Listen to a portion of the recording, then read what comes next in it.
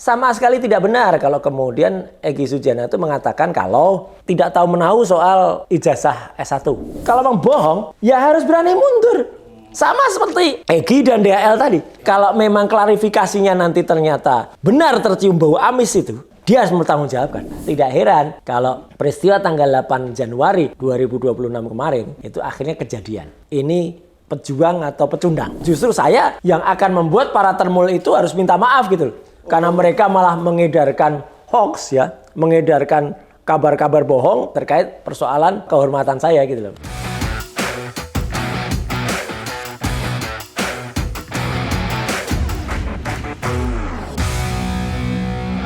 Kembali bersama saya di Abraham Samad Speak Up. Netizen, hari ini saya menghadirkan tamu yang luar biasa. Ini sahabat kita semua, Mas Roy Suryo. Assalamualaikum Mas Roy. Waalaikumsalam warahmatullahi wabarakatuh. Pakar telematika. Mas Roy 2026. Tetap semangat ya? Sangat semangat.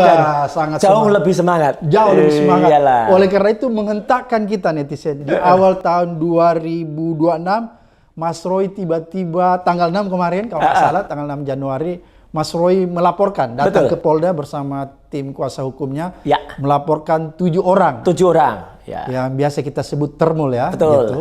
Ya. Ring 1 mungkin ya.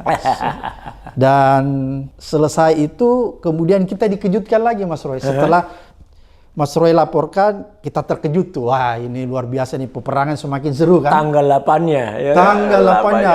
Langsung kita drop juga nih. Kaget, bukan drop, kaget kita ya. Kalau kita nggak drop lah, ketawa saya malah. Saya malah ketawa. Hanya segitu. Hanya segitu. Tiba-tiba tanggal 8, iya. ada pertemuan Egy Sujana sama Damai Hari Lubis di Solo. Dan dia mendatangi ya. Mendatangi, bukan pertemuan di tempat itu. Netral. Iya, maka saya sebutnya itu pisauanan ageng kalau dalam istilah Jawa. Apa itu Mas? Menghadap. Datang sowan.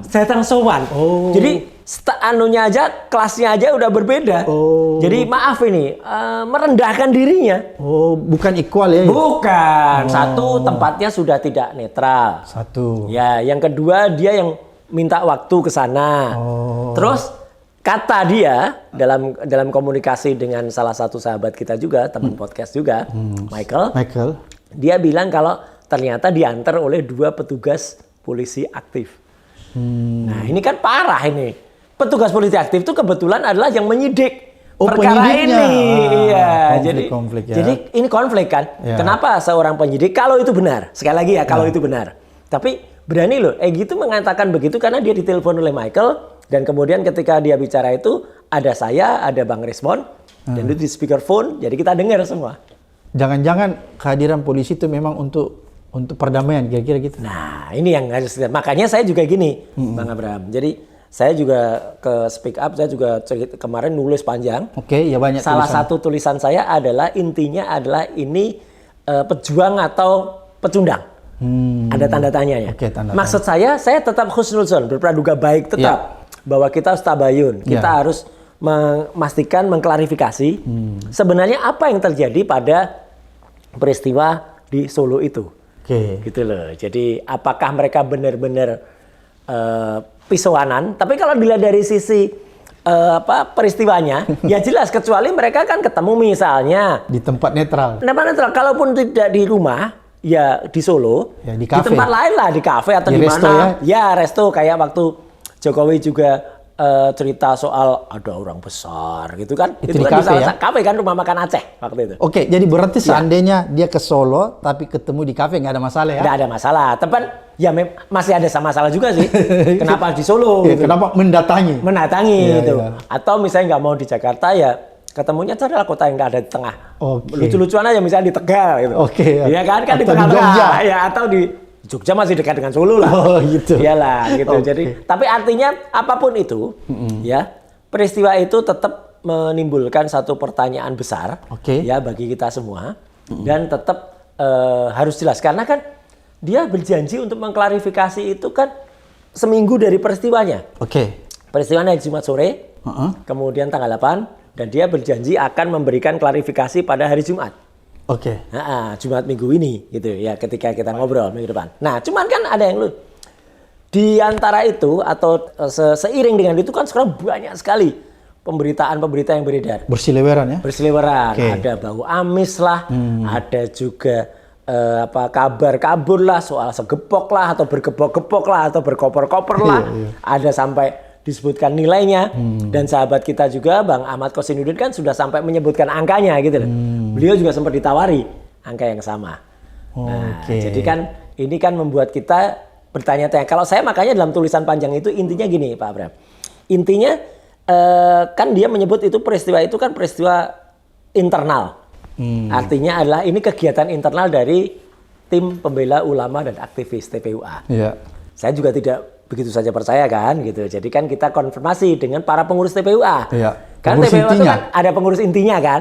Siapa Jadi itu, Mas? karena Egy Sujana itu adalah ketua TPUA, kemudian katanya dia itu wakil TPUA, maka kan ada juga wakil yang lain kan gitu. Jadi ada Pak Rizal Fadila. Wakil juga? Ya, kemudian ada sekretaris. Oh, sekjen? Sekjennya yaitu Bang Azam. Oke. Ya, ada juga bendaharanya Bu Kurnia Triyoyani. Oh, ya, pengurus jadi, inti semua? Iya, pengurus inti. Pak Rizal Fadila, Pak Azam, Mas Azam, Bu Kurnia. Ini tiga-tiganya tidak tahu sama sekali.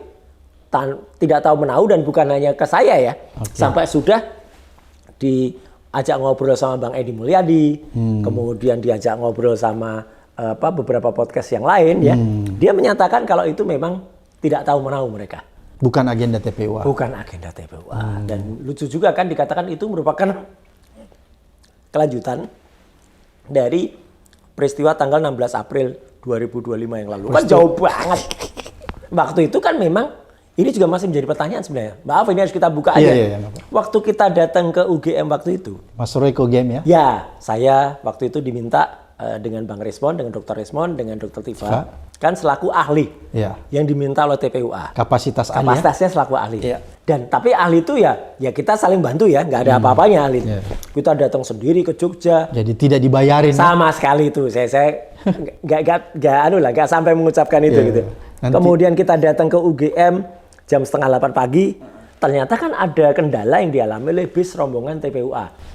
Yang konon di jalan itu dihambat. Ya kan? Konon ya? Konon gitu kan. Kan mereka pada cerita itu. Sampai Pak Rustam waktu itu kan juga cerita kalau dia akhirnya mengatur lalu lintas supaya bisnya bisa jalan. Cuman kan memang terlambat. Akhirnya bis itu kan sampai Jogja sudah hampir jam 12. Dari rencana pertemuan jam 8. Nah, yang menarik di rombongan itu sebelum berangkat, itu kan ternyata juga nunggu-nunggu Egy. Pak Egy nggak ikut ternyata kan. Nggak bisa datang, tiba-tiba hilang hari itu. Hilangnya kan juga question mark. Ada yang bilang hilangnya itu sakit. Ada yang bilang hilangnya nggak tahu kemana. Tapi Pak DHL ikut.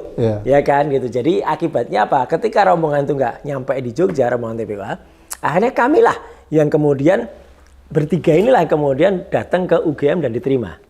Nah, meskipun demikian, ketika ke Solo, ya memang saya tidak ikut ke Solo. Karena kapasitasnya ahli. Iya, dan tidak ada hubungannya untuk harus mendesak ke Solo, datang ke rumahnya Jokowi, nggak ada. Makanya yang ke Solo itu yang diterima kan Pak Rizal Fadila, Pak Damai Hairul Lubis, dan Bu Kurnia.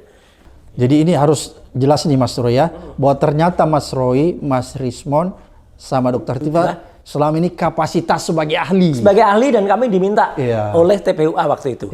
Tapi kalau kemudian ada suara-suara yang apakah dikatakan oleh Egy atau dikatakan oleh kuasa hukumnya, ibu-ibu itu yang mengatakan apa itu RS, apa itu kemudian RHS ya Resmond, kemudian apa itu TF, kok malah kayaknya mereka yang ngomong sendiri. Ya memang kami yang melakukan penelitian kan, gitu. Jadi kami yang melakukan penelitian tuh akhirnya ketika kami yang datang ke UGM dan kita yang dapat primary evidence, maka kan ya kami yang kemudian menceritakan hipotesis yang ada. Karena sampai ketemu langsung ya? Langsung. Dan kemudian kita menuliskan buku itu. Dan saya harus katakan, Bang Abram, sama sekali tidak benar kalau kemudian Egy Sujana itu mengatakan kalau tidak tahu menahu soal ijazah S1. Katanya bukan dia persoalkan itu ya?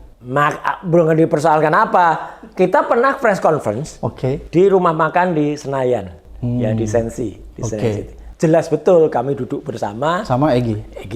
Yang dipersoalkan itu kok S1 ya? S1, iya. Meskipun juga dipersoalkan soal ijazah-ijazah yang lain. Tapi jelas betul yang dipersoalkan S1 ya. Jadi artinya Itu yang kemudian menjadi pertanyaan kenapa kok lari dari situ gitu loh. Menyangkal. Iya, kenapa kok menyangkal? Terus kan ada laporan masuk tuh ke Barreskrim oleh Ya. TPU. Egy juga yang melaporkan. Iya, Itu apa S1 atau apa SMA? Itu S1. Oh, tetap S1 ya? Iya, itu Kok S1. terakhir dipungkiri ya? Makanya, meskipun mungkin itu katanya semuanya ijazah SMA sampai dengan, tapi kan jelas yang dipersoalkan kan itu. Kalau enggak ngapain kita ke UGM? Oh iya. Kalau benar. kita mempersoalkan Ijazah SMA, Iya. ya kita datanglah ke SMA 6 Solo. Iya. Ini pemikiran Iya. logika sederhana saja, ngapain TPUA Iya. jauh-jauh mau datang ke Jogja. Iya. Dan kemudian kalaupun itu terlambat, tapi kan akhirnya nggak datang akhirnya. Diterima juga oleh Fakultas Kehutanan, meskipun Oke. yang terima bukan lagi wakil rektor, bukan lagi Prof Bening, bukan lagi Aji ya, tapi yang menerima adalah wakil dekan, diterima dekanat. Tapi itu masih diterima, TPUA masih diterima di situ.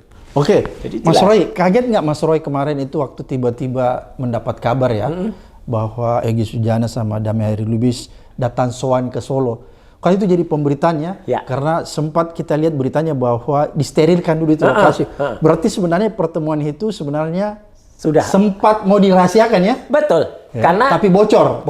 karena Jumat siang kalau menurut pemberitaan ya, Ya. jam 15.30 atau 15.45 itu kan sudah ada perintah untuk disterilkan. Artinya kan ini kan Jadi luar berarti biasa nggak boleh ada wartawan di Nggak situ? boleh ada wartawan. Oke. Dengan perimeter sekitar 30 meter, 50 meter itu nggak boleh. Dan kan kamera wartawan juga jauh banget tuh ngambilnya. Ada satu Fortuner yang kemudian diparkir melintang di tengah jalan. Padahal kan nggak biasanya begitu. Kalau kita lihat tamu-tamu bahkan mantan petinggi dari Malaysia pun waktu itu datang juga enak-enak aja. Oke, santai. Tapi terus terang gini, statement saya ini mungkin akan membuat kaget orang atau akan tidak menyangka teman-teman pemirsa Speak Up. Ya. Oke. Sebenarnya indikasi atau bau-bau ke arah itu tuh sebenarnya sudah mulai ada. Oh, jadi Mas Roy sudah melihat ke Iya, arah sana? karena gini, yang pertama adalah ketika kemudian kasus ini mulai ada eskalasinya, meningkat ketika kemudian Juli itu naik menjadi penyidikan. Oke. Ya. Kemudian tapi tersangkanya kan masih akhir tahun kan. Oke. Itu sebenarnya kan mulai ada. Iya kalau saya lihat upaya untuk apa ya lari-lari itu kan mulai ada. Menyelamatkan diri. Iya. Harus diakui Pak Abraham. Pemirsa juga harus tahu lah pemirsa. Satu-satunya orang yang tidak pernah hadir pada saat itu kan Pak Egy Sujana. Yang tidak pernah dilakukan pemeriksaan ya, berita acara pemeriksaan setelah naik statusnya menjadi tersangka kan Pak Egy. Ya kan gitu. Dan bahkan itu di antara 8 orang yang akhirnya naik ya, itu yang tadinya ada 3 klaster akademisi, klaster aktivis, kemudian kan yang 8 kan naik semua. Oke. Di antara 8 itu kan kemudian kami semua dipanggil selaku tersangka. Yang tidak pernah datang kan Egy Sujana. Oke. Nah artinya ya sebenarnya menjadi pertanyaan loh kok nggak hadir gitu loh. Kenapa? Gitu kan harusnya kan ya hadir aja nggak ada masalah gitu loh. Itu. Jadi memang Mas Roy sudah melihat ada sesuatu ya? Ada. Jadi nggak kaget kemarin? Ada. Terus kemudian ada tayangan. Saya kebetulan kalau saya nonton podcast itu tidak hanya yang nonton di pihak saya. Ya di pihak kita. Oke. Tapi saya juga selalu nonton yang ada di luar-luar.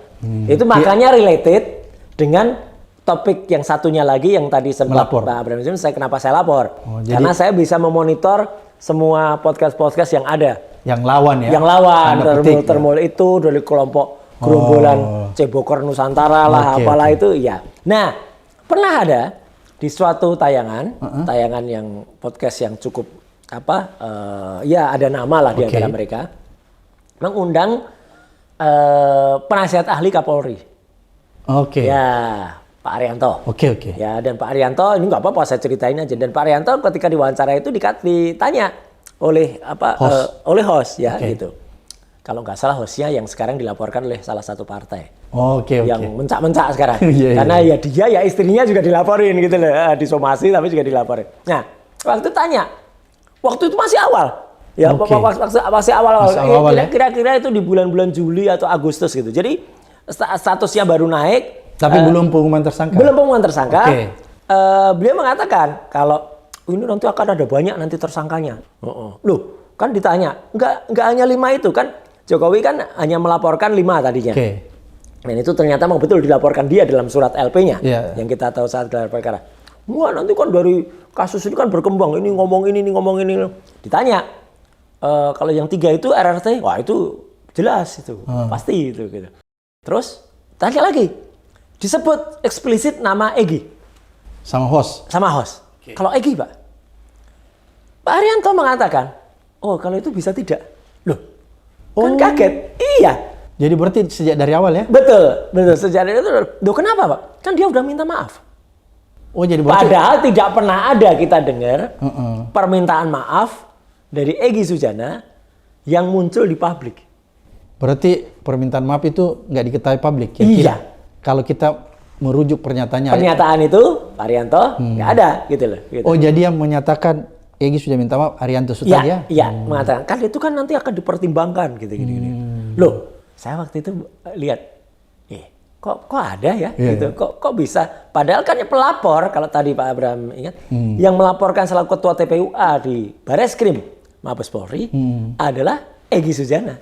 Yang melapor ke ijazah Jokowi. Iya, yang melaporkan itu. Kami ini kan ahli yang diminta oleh TPUA. Kan pernah ada gelar perkara tuh Mas Roy di Bareskrim. Iya, yang gelar perkara khusus yang diminta juga Ya, di itu ada Bareskrim. Egy ya? Ada. Itu Mas Roy datang kapasitas sebagai ahli ya? Sebagai ahli. Oke. Tapi kan waktu itu Egy kan pemberitaannya kan Egy walk out.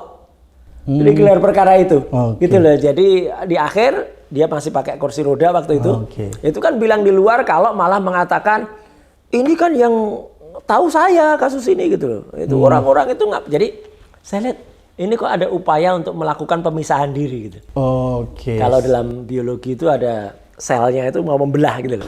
Iya kan gitu. Jadi dari klaster besar Iya. itu kok ada upaya untuk dan makanya saya tadi mengatakan tidak heran kalau peristiwa tanggal 8 Januari 2026 kemarin itu akhirnya kejadian.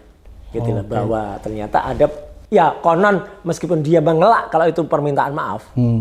Tapi kan banyak sekali video-video kemudian banyak sekali Yang statement memuji-muji.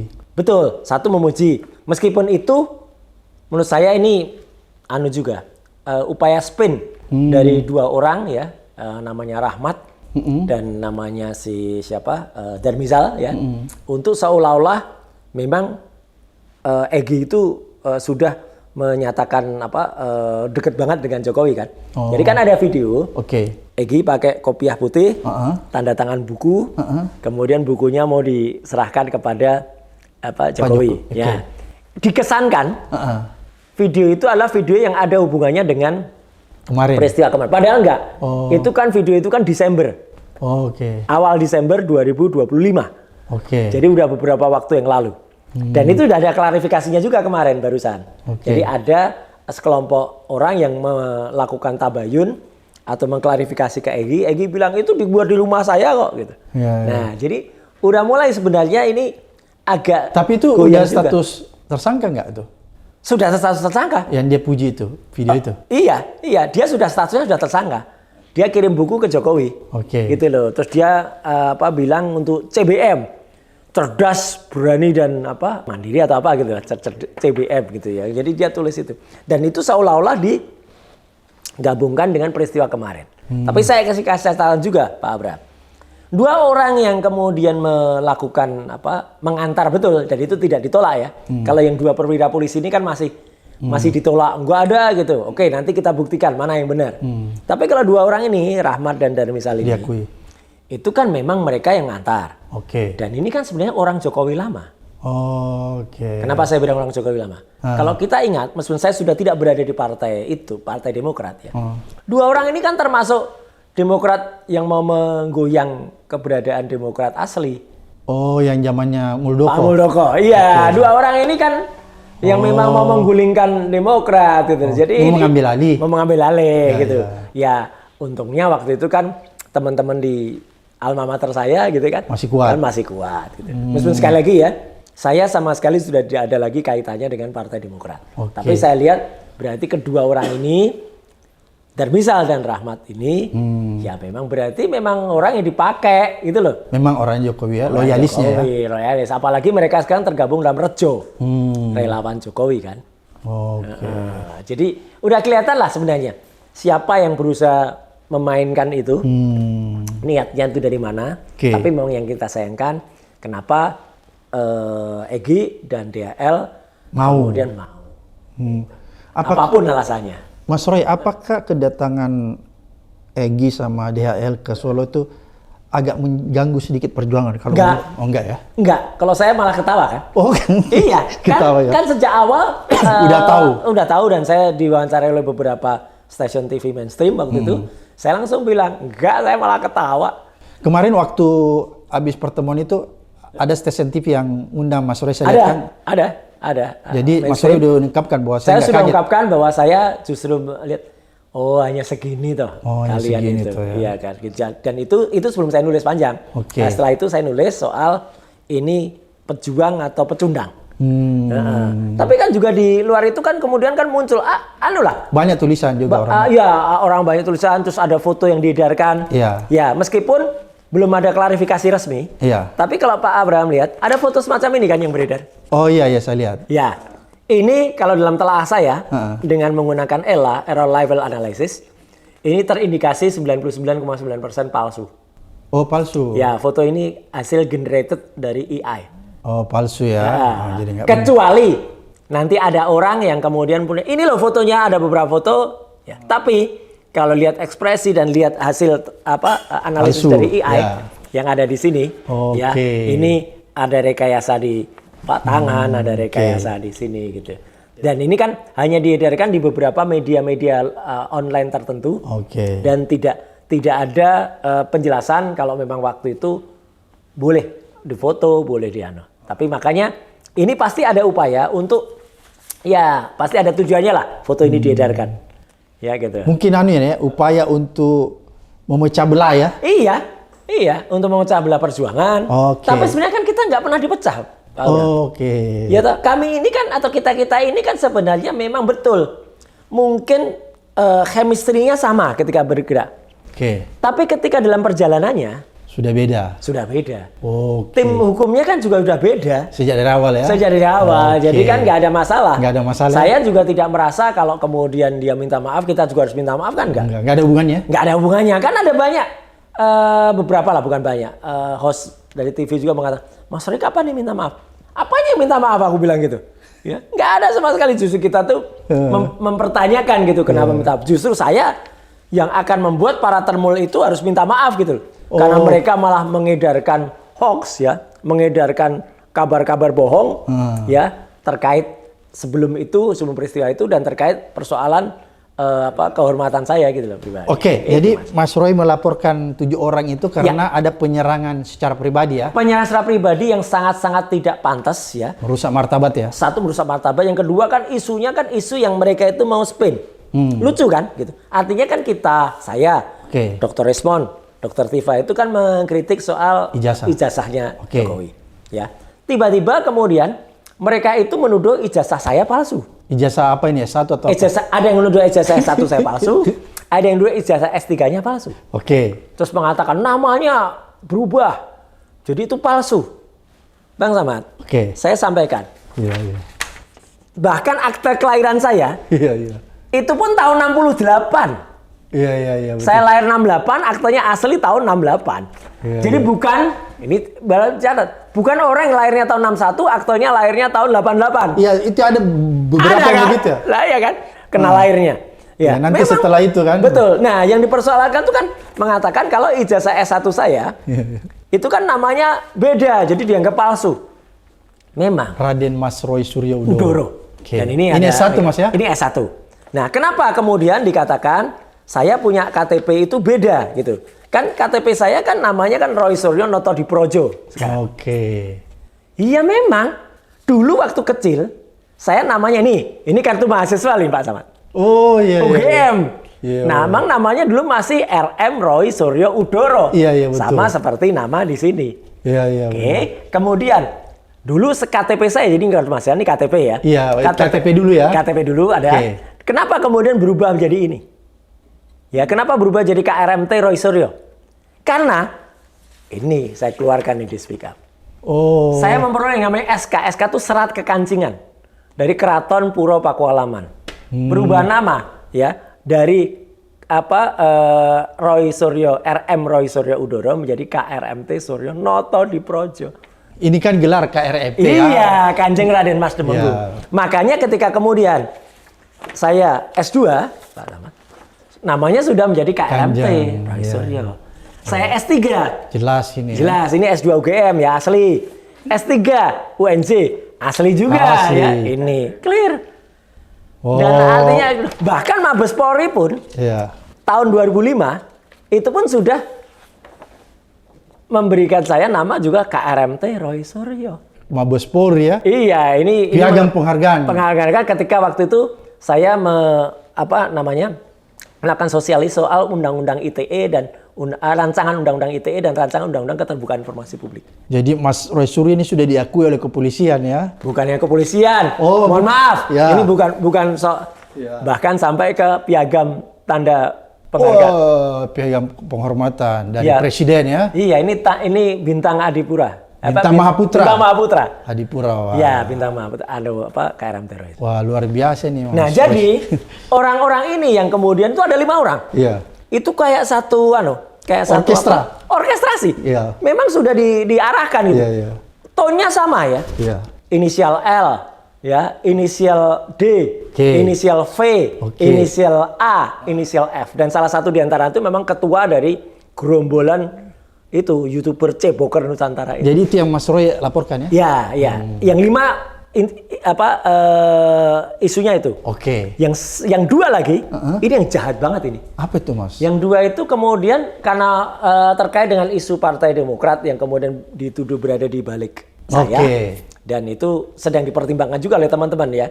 Karena ini kan jahat banget nih. Perjuangan kami itu kan perjuangan pure Iya. ilmiah. Saya, Dr. Tifa, Dr. Resmond itu lillahi ta'ala yang kita lakukan Iya, itu iya. benar-benar ada pure ilmiah. Betul. Kalau tiba-tiba didorong atau seolah-olah ada partai. Dan yang lebih jahat lagi, saya dituduh terlibat dalam satu kasus besar yang memang pernah terjadi waktu itu, Iya. kasus Hambalang. Ya, kebetulan saya ketua KPK Mas Roy. Nah, jadi saya nggak perlu nanya lebih lanjut lah. Oh, Ya, iya. Clear. Clear ya. Ya. Clear. Jadi waktu itu memang betul. Ada ketika saya jabat di 2013-2014, memang ada pertanyaan banyak orang. Oke. Kenapa Roy Suryo kenapa Menpora nggak nerusin? Saya kan minta izin, Iya, saya kan iya. bertanya ke KPK. Iya, iya. Kita Boleh nggak nggak? izinkan ya? Nggak diizinkan Iya, kan? betul, iya. Nggak diizinkan, ya udah. Betul. Nah, tapi di spin seolah-olah saya minta-minta kepada Jokowi setelah itu untuk meneruskan lagi. Nah, ini kan jahat banget itu, Mas Ahmad. Jadi ya. Jadi ya, saksi pun itu Mas Roy tidak pernah dikasih iya, Hambalang. kan memang kalau dalam bahasa Jawa sekuku ireng pun kita nggak terlibat. Ya, tidak ada jejak. Tidak ada jejak gitu loh. Memang kebetulan kan maaf ya, beberapa teman-teman di partai itu kan ya kayak Nasarudin, Iya. Anas, Angelina Sonda, senior saya Pak Andi. Iya. Tapi kan mereka juga sudah menunaikan Mempertanggungjawabkan. ya, Sudah gitu loh. ditahan. Iya, Oke. gitu loh. Jadi artinya kok malah sekarang mau dispinkan ke saya ini kan aneh gitu. Jahat ya? Jahat banget. Oke. Dan artinya kan itu benar-benar Pak Abraham. Jadi sampai dengan mereka mengkait-kaitkan lagi dengan saya selaku kader. Oke. Ya padahal kita ngobrol itu kan sudah 6 tahun Pak Abraham. 6 tahun ya. 6 tahun sudah Keluar. Dan keluarnya ini yang menarik. Oke. Keluar dari partai itu kan biasanya ada tiga klasifikasi. Oke. Ujungnya semuanya T. Yang pertama minggat. Ada ini yang benar Diam-diam. lompat tiba-tiba muncul di partai lain. Iya, iya. Banyak yang begitu. Banyak. Iya. Yang kedua dipecat. Nah, karena ada masalah. Karena ada masalah. Saya, alhamdulillah Pak Abraham, saya mengundurkan diri dengan hormat. Dan saya bersurat terhadap ketua umum waktu itu ya Oke. pada tanggal 11 Maret tahun 2020. Dan kalau dikatakan nggak mungkin, pasti ada masalah. Kalau ada masalah Pak Abraham, saya Dan dulu Mas Roy mengundurkan diri karena mau lanjutkan kuliah. karena ya? mau sekolah. Ya, S3 ya kalau S3. nggak salah, ya. Iya, tahun 2020 saya pamit dan alhamdulillah 2024 saya selesai. Oke, luar biasa. Ya wajar lah selesainya, nggak cepet-cepet amat ya. Ya, karena banyak kesibukan. Iya, 4 tahun Dan ini saya S3. S3 lah. Tadi dari Universitas Negeri Jakarta tadi kan akhirnya saya Jelas ijazahnya. mendapatkan itu. Dan sebelumnya Oke. saya pernah mendapatkan ini Pak Abraham Wah, ini harus dari dicoba. partai. Ini adalah kader terbaik Iya. 5% yang mendapatkan sangat memuaskan. Iya, sangat memuaskan ini. Jadi kalau Ini tidak kalau namanya cum laude ini. Nah, cum laude. Jadi Sangat setiap memuaskan. partai itu Iya. kan ada sekolah partai. Iya, cum PDIP laude. ada, Iya. Demokrat juga ada, ya. Jadi kan ya nggak mungkin lah kita dipecat gitu loh. Iya, Gitu. iya. Jadi ya saya terpaksa keluarkan ini. Iya. Kenapa? Untuk Ini menuju- saya lihat ditandatangani oleh Pak SBY. Pak SBY ya. Iya, selaku ketua umum waktu itu sebelum ganti jadi Mas Ahaye. Jadi ini cum laude ini. Nah, jadi ada dua orang, inisial U dan inisial B. Oke. Itu yang kemudian menuduh dengan sangat masif. Saya itu Dipecat. Iya, dipecat. Kemudian terlibat dalam tindak pidana korupsi. Hambalang. Ya, hambalang. Makanya- Bahkan di antara mereka 7 itu ada yang jahat banget loh, Pak. Menuduh saya tidak mampu melakukan sesuatu. Oke. Ya, tidak mampunya itu apa? Tidak mampunya itu ya Banyak hal. banyak hal yang artinya dikatakan tidak mampu untuk hubungannya dengan fisik, Oke. dengan kelaki-lakian. Oke. Itu sudah pelanggaran berat. Sangat. Oke. Terus dia juga nuduh Dr. Tifa, Heeh. putranya terlibat narkoboy. Oh. Iya, menuduh Dr. Resmond juga Ijazah. bukan ijazah. Apa? Hubungan apa ada yang menyimpang Oh. perilakunya. Ini orang ini jahat banget. Jadi dia menuduh hal-hal yang sifatnya sangat pribadi ya. Sangat pribadi. Oke. Jadi Mas Roy melaporkan karena fitnah atau serangan ini sifatnya sangat pribadi ya. Sifat pribadi, tidak ada hubungannya dengan partai. Oke. Dan tidak ada hubungannya, lucunya kan gini, kalau mereka mau membela ijazah dari junjungannya, Oke. belalah itu. Nggak ada masalah. Iya, nggak ada masalah. Kita bertarung secara ilmiah. Oke. Tapi jangan kemudian bertarung secara tidak sehat. Misalnya juga, mereka mengatakan kalau saya misalnya melakukan penelitian yang sekarang lagi kita lakukan. Oke. Dan sebentar lagi akan terbit bukunya. Dr. Resmond barusan terbit bukunya Gibran Endgame. Endgame. Ya, itu merupakan trilogi dari 3 buku yang kami tulis secara bersama. Satu, nanti Dr. Tifa menulis soal Gibran Brain. Saya menulis soal Gibran Black Chapter. Oke. 3 ini akan menjadi satu buku namanya Gibran Black Paper. Nah, kenapa saya nulis Black Chapter? Karena salah satu chapternya adalah soal Fufufafa.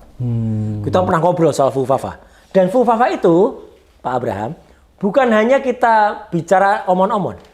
Ini berkali-kali sudah kita seminarkan. Pernah kita seminar di Bandung, pernah kita seminar di Solo, bahkan suatu forum ilmiah yang kemudian dihadiri atau penghargaannya dari Prof. Didik Rahbini, Prof. Siti Zuhro, Prof.